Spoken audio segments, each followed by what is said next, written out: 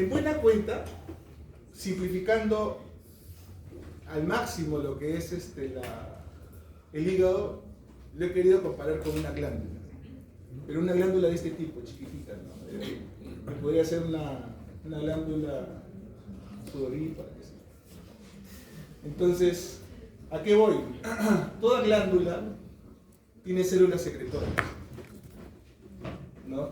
Tiene un conducto, ¿no? No necesariamente porque hay glándulas endocrinas, pero digamos que hay glándulas de secreción interna y glándulas de secreción externa. Entonces tienen células especializadas para conducir esos elementos producidos por estas glándulas secretoras. Pero además tiene que haber un flujo sanguíneo que le aporte a estas células los elementos para generar su propia secreción, los elementos que van a producir. En el caso del hígado, hemos visto que hay un aporte sanguíneo arterial y un aporte sanguíneo venoso. Y finalmente la salida a través de las venas hepáticas va a salir por el producto externo, ¿no? El drenaje externo del hígado, ¿no? Hasta la suprahepática. Bueno, esa es la máxima simplificación de lo que tenemos en el hígado tal cual. Entonces acá se ha modificado esa glándula de tal manera de que lo que teníamos como células secretoras acá, ¿no? En una glándula, acá tenemos como cordones de hepatocitos. Y esa relación que tenía con los vasos sanguíneos lo tiene muy íntimamente a través de los sinusoides hepáticos, ¿no es cierto? Entonces, son cordones de sinusoides que van a la par de los cordones de células. Pero si vemos esto, lo estamos viendo en dos dimensiones. En realidad, no son dos dimensiones, sino son tres dimensiones. Y en realidad lo asemeja más bien a una esponja, ¿no? Una esponja que tiene como poros y entonces son láminas de células intrincadas, pero que van a la par de esos elementos, ¿no? Nuevamente los sinusoides hepáticos. ¿Y dónde está el conducto? ¿De dónde sale la secreción? De esa glándula. Al centro. No, están en cada ángulo. Acá. Solo que lo rodean. No, en los. Solo es lo que rodean. Ahí. En el pentágono en cada ángulo está. A ver tú, déjame enseñar el video. En el hexágono. ¿Dónde está el conducto? ¿Por dónde sale la secreción? ¿Cuál es la secreción? ¿Cómo se llama esa secreción? Bilis, exacto. ¿Y ahí dónde está ese conducto? ¿Sería acá, no? Esta parte de acá. Ya. ¿Alguien tiene otra opinión? ¿Cómo se llama esto de acá? Sinusoide. ¿Cómo se llama? Tiene nombre específico. Este es el espacio porta, ¿se acuerdan? Lobulillo. ¿Cuáles son los elementos del espacio porta? Arteria hepática, Las vena. arteriolas, ramas de la arteria hepática. Ajá, vena. La vénula, o sea, vena esta porta. vénula viene de dónde? De la porta. De la porta. Ajá. Estas arteriolas vienen de Hepática. la arteria hepática. Conducto biliar. Y un conductillo biliar que viene de, Conducto biliar. que va a formar, mejor dicho, El conducto. conductos hepáticos. O sea, estos van en dirección contraria. Mientras Sobre estos vienen del hilio hepático trayendo sangre, Ya, eso es bajo. estos van en dirección contraria hacia el hilio, llevando la bilis. Pero aquí, ¿dónde están? En esta parte de acá, ¿dónde están los conductos? 1, 2, 3. ¿Dónde están los conductos? Son esos. Son largos. Ya, no se ven. ¿Por qué? Porque acá estamos en microscopía óptica, para poder ver los conductos que llevan la bilis desde los hepatocitos hacia estos conductillos biliares. Se tendría que ver con microscopía electrónica. Entonces no lo vamos a ver con microscopía óptica. Y esos conductos se llaman canalículos biliares. Lobulillo. ¿Ya? ¿Por qué acá habla de 1, 2, 3? Porque esta parte es donde llega la sangre y estos son los hepatocitos que tienen contacto con la sangre con mayor aporte de oxígeno. Las zonas. Y esta parte de acá es la zona que tiene menos aporte de oxígeno, que es la zona 3. La primera que se muere. Entonces, tenemos los conceptos del lobulillo hepático, que es la forma como se definió inicialmente. Las glándulas tienen elementos mínimos de funcionamiento, ¿no? Las unidades mínimas de funcionamiento. Y entonces, esa unidad mínima, o sea, esta hay que, digamos, organizar. ¿Cómo está organizada esta glándula? Y entonces, tiene que tener una unidad mínima. Y esa unidad mínima, inicialmente, se ideó que se debería llamar lobulillo, ¿no? Por la semejanza que se le dio con el tipo de organización que tienen las células o el hígado de cerdo. Ahora, en este lobulillo, que es un hexágono, los espacios porta están en la periferia y la vena colectora está el centro del lobulillo, se le llama nombre de vena central. Entonces tenemos los sinusoides, las láminas de los hepatocitos, ¿no? El flujo de sangre va desde la periferia hacia el centro. Y entonces este tracto portal está limitado por una capa llamada placa limitante, ¿no? Acá hay una placa de células llamada placa limitante. Y tenemos la parte digamos, la parte periférica del lobulillo, y la parte central es una vénula hepática hacia donde conducen la sangre en todos los sentidos circulares, ¿no? Pero como, digamos, para tener en cuenta de cómo se presentan cierto tipo de enfermedades o patrones de enfermedades, y que tiene que ver con la llegada de virus, por ejemplo, o la cantidad de oxigenación que se va presentando. Entonces, se viene a definir, ¿no?, lo que es el asino hepático. El asino es otra forma de definir una unidad mínima de estas glándulas. El asino es una forma de definir una unidad mínima de una glándula, en este caso de la glándula hepática, ¿no?, en la cual hay una parte central, una zona 1, que es donde circula la sangre con mayor oxigenación, y una zona 3, donde está la zona con menor oxigenación. Entonces el asino es un concepto posterior de unidad funcional designado por Rappaport. En el centro del asino están los espacios porta, con las ramas terminales de la vena porta, la arteria hepática, y en la periferia están las vénulas hepáticas eferentes, la vena central, los centros lobular. Cada vénula terminal drena a su vez a varios asinos. Dentro del asino se observan 3 zonas que difieren por su contenido de oxígeno y por las características de los elementos celulares. La zona 1 es central al eje del espacio porta, la zona 2 es intermedia y la zona 3 más cercana a la vénula terminal.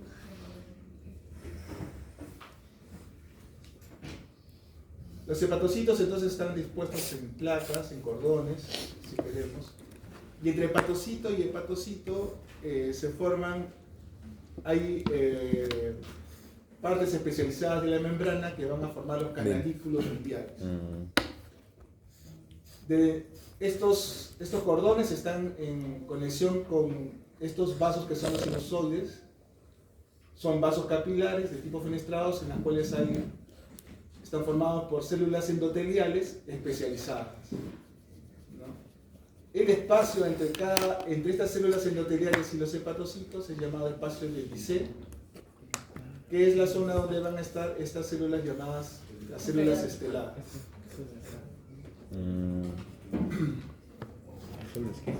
Estelar. ¿Estellado? ¿Qué hacen los hepatocitos? Y en buena cuenta, ¿qué hace el hígado, ¿no? O sea, si la célula es el hepatocito, la célula principal, entonces estas acciones del hepatocito son básicamente lo que es el hígado. Entonces, síntesis de proteínas.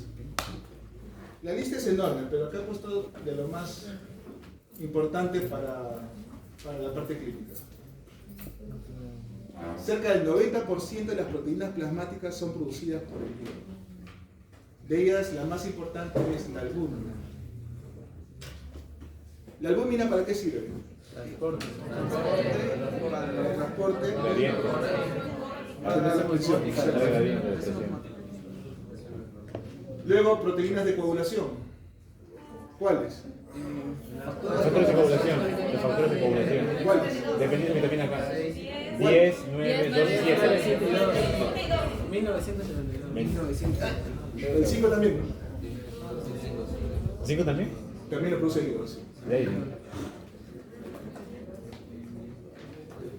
También proteínas de anticoagulación. Proteína C. ¿Proteína? Proteína 3.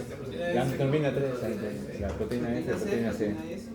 Proteínas del sistema de complemento. ¿Para qué sirve la célula de complemento? Para opsonización, para formar el CAM. El complejo Y si ataque. hay en la cirrosis hepática, si tenemos pocas células de complemento, ¿qué pasa? Ya no hay esa función de sistema inmune innato de focalización. Entonces, tengan en cuenta que el paciente cirrótico, entre otras cosas, es un inmunodeficiente. ¿Ya? ¿Por qué? Porque, entre otras cosas, no puede producir este tipo de proteínas. Se altera la inmunidad también por otros mecanismos. Luego, va a tener alteradas sus mecanismos de coagulación, por eso que muchos de ellos los van a encontrar con hematomas o sus sangrados van a ser más prolongados. Lipoproteínas tipo A1, aptoglobina, ceruloplasmina, ferritina, etc. Síntesis de urea a partir del amoníaco. El amoníaco se produce principalmente en el intestino, se absorbe por el sistema porta y en el hígado es convertido en urea y excretado finalmente. Cuando se acumula el amoníaco, ¿qué síndrome aparece? Encefalopatía hepática. Entonces, un paciente con cirrosis hepática, al no generar este metabolismo correctamente, puede llegar a la encefalopatía hepática, que se caracteriza por alteración del estado de conciencia, trastornos de la motilidad, trastornos del pensamiento y coma. Almacenamiento de glucógeno, triglicéridos, vitaminas liposolubles, hierro, cobre, zinc. Metabolismo y excreción de tóxicos, por ejemplo, las bilirrubinas. ¿La bilirrubina es un tóxico? Sí, Sí, ¿cierto? sí, Y el hígado lo que hace es simplemente ayudar a excretar. Mejor dicho, excretar propiamente. El alcohol, los medicamentos que también se excretan por el hígado. El hígado genera tanto la síntesis de colesterol como tiene función también en la excreción de colesterol. ¿Qué pasa si la excreción biliar está alterada? No hay buena digestión de los triglicéridos. No, con el colesterol, ¿qué va a pasar? Las personas que tienen, cuando hay una obstrucción de la secreción de bilis, eso se llama colestasis. Colestasis, claro. Y entre otras características, en una colestasis crónica puede haber hipercolesterolemia. Por ejemplo, hay una enfermedad que se llama, antes se llamaba cirrosis biliar primaria, ahora se llama colangitis biliar primaria, en la cual en estos conductos porta, mejor dicho, en estos espacios porta donde están los conductos biliares, hay un ataque inflamatorio contra esos conductos, se destruyen esas células y comienza a retenerse bilis dentro del hígado. Entonces, estas personas tienden a elevar la bilirrubina, se ponen amarillas y elevan el colesterol. Tienen sus santelasmas, tienen santomas, tienen problemas de hipercolesterolemia. Es una característica de la obstrucción biliar.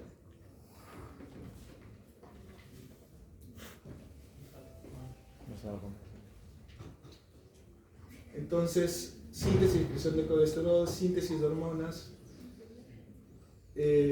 factor de crecimiento similar a la insulina, angiotensinógeno, trombopoyetina. Esto de la trombopoyetina tiene que ver con las plaquetas Y una de las características de la cirrosis, ¿sí? ¿Qué tal? ¿Cómo están? Solo voy a tomar Buenas tardes. asistencia. Ah, ya, claro. Pero siga, continúe. Ah, ya. Yo sabía que ya les voy a anotar. El ojo nomás. Claro, ya sé cómo se apellida. Qué bueno, qué bueno. Gracias, doctor. El eficiente. Entonces, parte de las características de la cirrosis es la trombocitopenia. En especial, la trombocitopenia es un marcador de hipertensión portal significativa. Y entonces, en todo cirrótico y en toda persona que se está haciendo un seguimiento de la cirrosis, hay que hacer un seguimiento de las plaquetas. El que aparezca plaquetas es importante. ¿Por qué? Porque puede estar relacionado con la aparición de varices de Soper. Bueno, la secreción de bilis, a través de la bilis, la bilirrubina, las sales biliares, fosfolípidos, colesterol, lecistinas, electrolitos. Y finalmente, junto con lo de las proteínas del complemento, tiene que ver una función inmune por las macrófagos residentes en el hígado, que son las células de Kupffer. Las células de Kupffer son macrófagos que están dentro del hígado, que adoptan ese nombre. Les decía que necesitábamos microscopía electrónica para poder ver los canalículos biliares.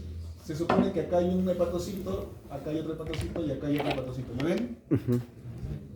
Y entonces, esta parte son uniones densas. Por acá no hay tránsito, ¿no?, entre células. Pero acá hay una especialización de la membrana. Hay microvellosidades y hay proteínas transportadoras. Canalículo. Y entonces este es el canalículo que, como les vuelvo a insistir, es microscópico, es por microscopía electrónica. Aquí es donde se va a comenzar a secretar la bilis, ¿no? Y ahí es donde van a llegar la bilirrubina conjugada, el colesterol, las sales biliares, el alcohol metabolizado, los elementos que siguen metabolizados a través del hígado, los fármacos que siguen metabolizados a través del hígado que se eliminen por la bilis, ¿no?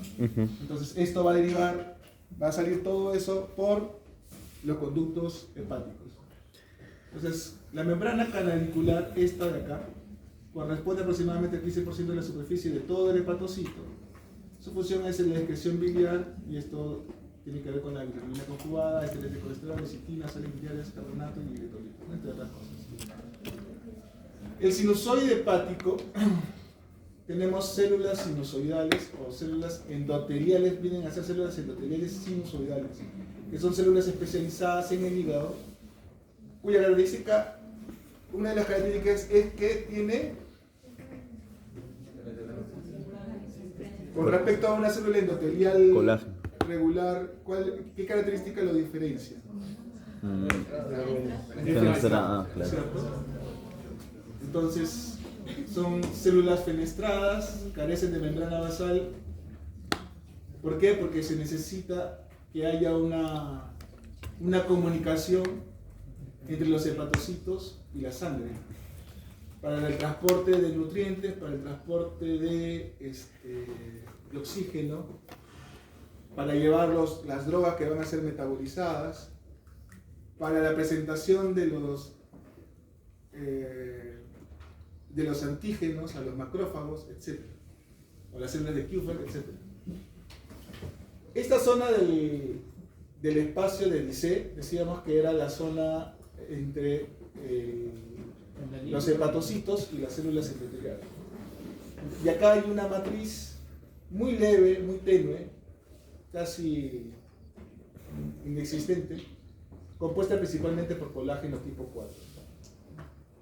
Estas fenestras pues varían, van de 100 a 150 nanómetros. Las fenestras de las células endoteliales sirven para comunicación entre el lumen del sinusoide, es decir, la sangre, y el espacio de Dice. Entonces eso permite, por ejemplo, la comunicación de un linfocito T con un hepatocito. En condiciones patológicas, las células endoteliales, básicamente estamos hablando de un proceso de una inflamación hepática, de una cirrosis. Estas células endoteliales se capilarizan y pierden penetraciones y además adquieren la membrana basal. ¿Qué función tiene la célula sinusoidal además? dentro de lo que es la circulación. Tiene funciones inmunológicas también, ¿cierto? También tiene que ver con eso. ¿Es solamente una célula inerte que contiene la sangre? No. Produce sustancias. Ah, sí. Y entonces, por ejemplo, produce óxido nítrico. ¿Ya? Y entonces estas células, este óxido nítrico es el que genera esa vasodilatación esplácnica que le mencionaba. Y entonces en la hipertensión portal hay dos mecanismos para el aumento de la resistencia. Si por un lado estas alteraciones en la circulación de la hipertensión portal lo que llevan es a que toda la sangre se derive hacia la parte esplácnica y finalmente toda esa sangre va hacia la porta. Y si hay mayor volumen de sangre, la presión aumenta, ¿no es cierto? Si tiene más volumen de sangre en un mismo conducto, va a haber más presión. Pero el otro punto es la resistencia. Y esa resistencia se genera en el propio parénquima hepático. Parte de esa resistencia es generada por estas células endoteliales, por un mecanismo de, por decirlo así, vasoconstricción. Y parte es por la fibrosis hepática. Entonces, esa vasoconstricción endotelial puede ser manejada a través de medicamentos. Entonces, cuando queremos hacer un manejo farmacológico de la hipertensión portal para lo que es la reducción del riesgo de varices, del sangrado por varices, usamos beta bloqueadores, ¿no? Carvedilol, propranolol. Esa es la base fisiopatológica. Entre decíamos nuevamente, el espacio de Dice es el que se ubica entre las células endoteliales y los hepatocitos. En ese punto están estas células llamadas células esteladas, llamadas también células de Ito, que se ubican en el espacio por fuera del sinusoide, también por decirlo así. Además, ¿cuáles son las funciones de estas células? Es el almacenamiento de grasas, vitamina A, y formar un colágeno fibrilar principalmente, principalmente de tipo 4. Y genera la matriz extracelular de este espacio. Regularmente en el parénquima hepático no hay mucho colágeno, ¿no? Por eso es que tiene esa consistencia blanda. Pero en un hígado cirrótico comienza a depositarse colágeno, que es el que le da la dureza característica de un hígado cirrótico. Entonces ayudan a regular el flujo sanguíneo del sinusoide, producen la matriz extracelular, pero producto de la inflamación, cuando se inflama el hígado, ¿cómo se llama? Hepatitis. ¿No? Entonces, una hepatitis, ¿qué es lo que caracteriza a una hepatitis? ¿Cuál es la base fisiopatológica de la inflamación? Interleuquinas, y las interleuquinas es el llamado telefónico para que llegue ¿quién? Para que lleguen neutrófilos o lleguen linfocitos. Entonces, la hepatitis es eso, es la presencia, la liberación de citoquinas que llevan a que en el parénquima hepático comiencen a proliferar o neutrófilos o linfocitos. Y estos a su vez van a generar elementos que van a causar, con la intención de eliminar una noxa, un virus, un tumor, lo que sea, eliminar células hepáticas alteradas por el alcohol. Entonces, algo que se quiere eliminar por el sistema inmunológico genera toda esta respuesta. Entonces, infiltración de polimorfos nucleares, linfocitos. A nivel de microscópico, eso es lo que pasa en una inflamación. Y eso es una hepatitis a nivel microscópico. Entonces, esa inflamación, esa liberación de citoquinas, la presencia de la activación de los macrófagos, la activación de los linfocitos o de los polimorfos nucleares, lo que va a hacer es que estos van a activar estas células esteladas y las van a convertir en miofibroblastos. Cambian, su fenotipo cambia. Entonces van a hacer un nuevo tipo de células, se convierten en miofibroblastos. ¿Y qué es lo que hacen estos miofibroblastos? Producen colágeno. Aumentan su capacidad de contracción, lo cual genera también parte del fenómeno de la hipertensión portal, y aumenta la producción de colágeno de lo que era no fibrilar 4 y 6 a colágeno fibrilar 1 y 3, que es la base del desarrollo de la fibrosis hepática. Entonces, la consecuencia de eso es esta inflamación. Vemos acá, estos puntitos blancos, ¿qué son? Grasa. Grasa almacenada dentro de los hepatocitos. Entonces, probablemente esta sea una cirrosis hepática por esteatosis.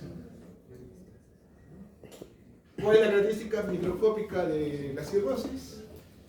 Dos cosas: fibrosis, Presencia de fibrosis fibrosis inflamación. completas Inflamación.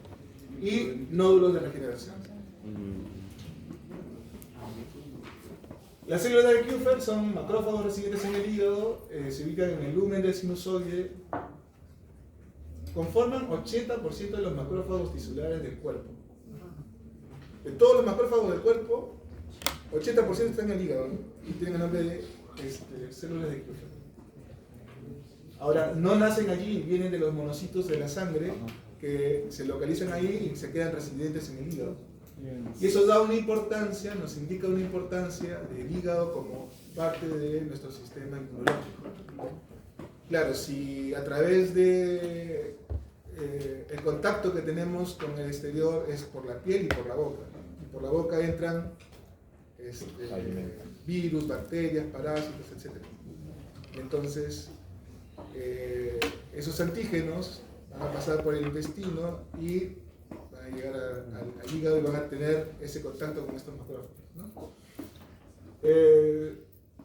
Tiene la capacidad de fagocitar bacterias, glóbulos rojos ya fenecentes, obsolescentes, inmunocomplejos, endotoxinas bacterianas liberadas desde el tracto gastrointestinal y células tumorales. Tienen la función de ser presentadores de antígenos, van a producir las citoquinas que mencionaban, la serie de citoquinas, interleuquinas 1, 6, factor de necrosis tumoral, etc. Así como radicales libres y factores de crecimiento de hepatocitos. Entre otras cosas, estas células de Kupffer van a ser las que van a inducir la formación de miofibroblastos a partir de células estelares. En lo mismo de los canalículos biliares que van a terminar en el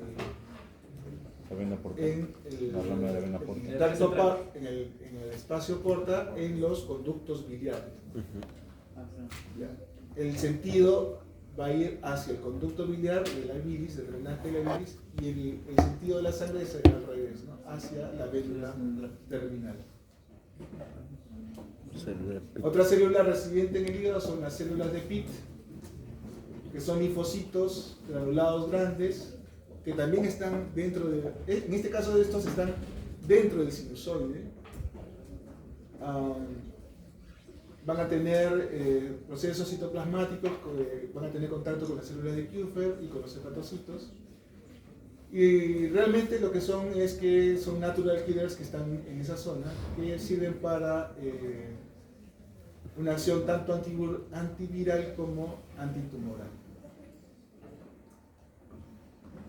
Estos espacios portal pues tienen sus componentes, el tejido conectivo, ¿no? Que no hay fuera del espacio portal, de esta manera tan importante. Una rama de la vena porta, las arteriolas, ¿no? El conductillo biliar, que es este de acá, y vasos linfáticos. Aquí lo que hay es una zona de inflamación, hay presencia de linfocitos en la zona de cerca al espacio porta, y esto es lo que se llama una inflamación portal. Y esto de acá es, por ejemplo, lo que podría pasar en una esteatosis por alcohol. La zona donde se genera esto sería la zona llamada 3, ¿no? Esto sería zona 1 y esto sería zona 3. En cuanto a la secreción biliar, ya habíamos dicho algunos de esos componentes de la bilis: colesterol, lecitina, ácidos grasos. IgA. Y la colestasis es la interferencia o detención del flujo de bilis. Obstrucción. Los conductos van a ir desde el hígado de estos conductos biliares hacia los hepáticos derecho izquierdo, el hepático común, y cuando se juntan con el cístico va a ser esto llamado colédono, ¿no? Que finaliza junto con el wirsum en la segunda porción del duodeno. Un poquito más. ¿Se cansaron? No, sí. Falta poco. Termine. Son 4. Cuatro después más. Mucho murmullos. 5 minutos. Falta 3 diapos. Termine. Faltan 3 diapos. Termine y break. Ya, terminamos. Ya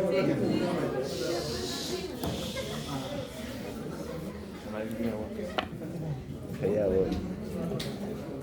Bueno, el colesterol en su metabolismo va a generar los ácidos biliares.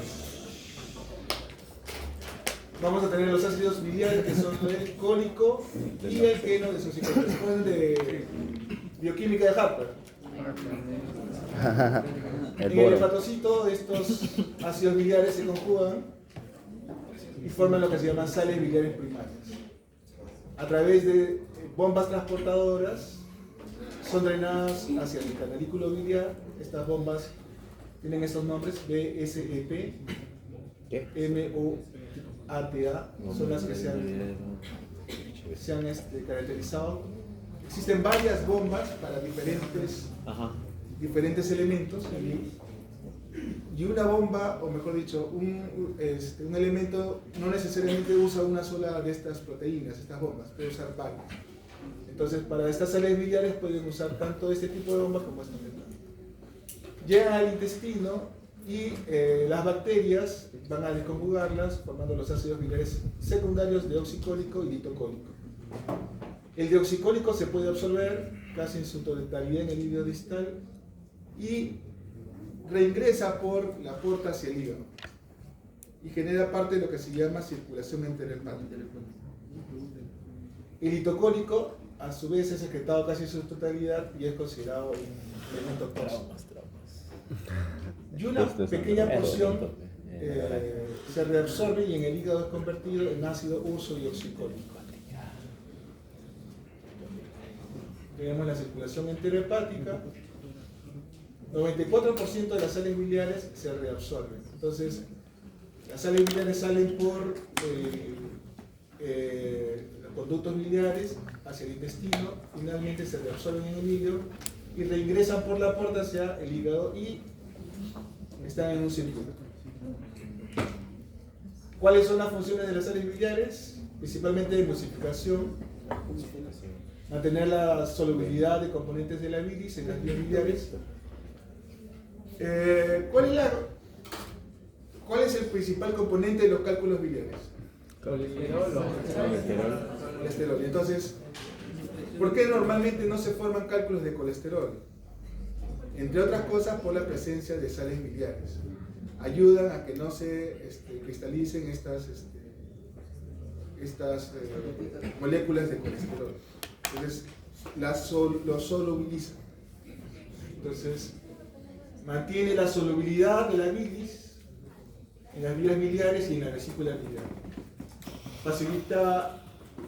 También por eso es que probablemente cuando hay enfermedades hepáticas, muchas veces en hepatitis crónica o en cirrosis encontramos cálculos vesiculares. ¿Ya? Porque la producción de bilis no es la adecuada, no está produciendo la cantidad de sales biliares probablemente. Y al no haber esa cantidad suficiente de sales biliares, no se solubiliza bien el colesterol y se forman esos cálculos. Facilita la acción enzimática de lipasas. Bueno, ya en el intestino, estas micelas Esta formación de micelas va a facilitar que actúe la lipasa, fosfolipasa, esterasas en la luz intestinal. Ayudan a la absorción de vitaminas liposolubles A, D, E y K. ¿Qué pasaría si no hubiera sales biliares? Si hay una colestasis que interrumpe el paso de la bilis, ¿no? Y no llega bilis hacia el intestino. ¿Qué pasa con esas vitaminas? No se absorben. Entonces, una de las características puede ser que haya osteoporosis. En una colestasis, por ejemplo, puede haber osteoporosis. O puede haber, como no hay vitamina K, puede haber una prolongación del tiempo de protombina.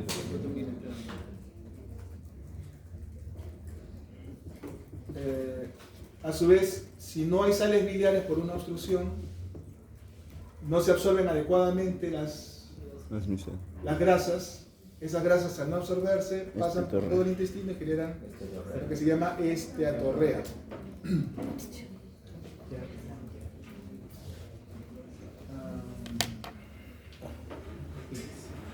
Perfusiones de la bilis, neutralización del ácido gástrico. Ayuda, entonces. El ácido del estómago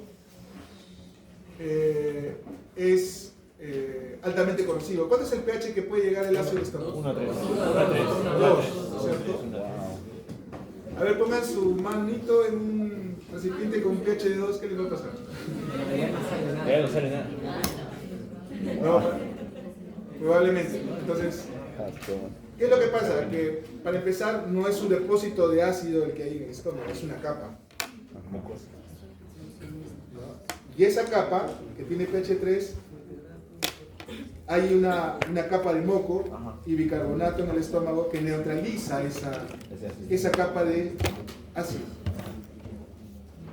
Y finalmente están las células. Pero ese ácido, esa secreción pasa hacia el duodeno, que no tiene estas características de secreción. Pero al duodeno le llegan elementos con bicarbonato, ¿no? Secreciones pancreáticas, secreción biliar, los que tienen alto contenido de bicarbonato tienen estas sales biliares. Lo que van a hacer es que todo ese ácido se neutraliza, ya ese contenido ya no va a tener ese pH, probablemente va a ser un pH de 6 o algo más humano. Entonces, si hay una alteración en ese pH y no se neutraliza adecuadamente por diferentes razones, o si en el duodeno hay una metaplasia que se puede generar apareciendo células gástricas en el duodeno, sí, eso se llama metaplasia gástrica duodenal. Ayuda. Entonces, eso puede llevar a la úlcera duodenal. Bueno, la bilis, decíamos, neutraliza el ácido gástrico en el duodeno, ayuda a neutralizar. Es parte, tiene una secreción de inmunoglobulinas que ayuda a la parte inmunológica. Es la única vía de excreción de colesterol, y ahí hemos dicho, si está obstruido, hipercolesterolemia, ¿no es cierto? Excreción de oligoelementos como zinc, cobre, mercurio. Obviamente, nuevamente, si está obstruido puede haber un aumento de estos elementos. Y excreción de metabolitos o fármacos. Bien, acá acabo esta parte. Ahora sí, un descanso. Gracias. Continúa.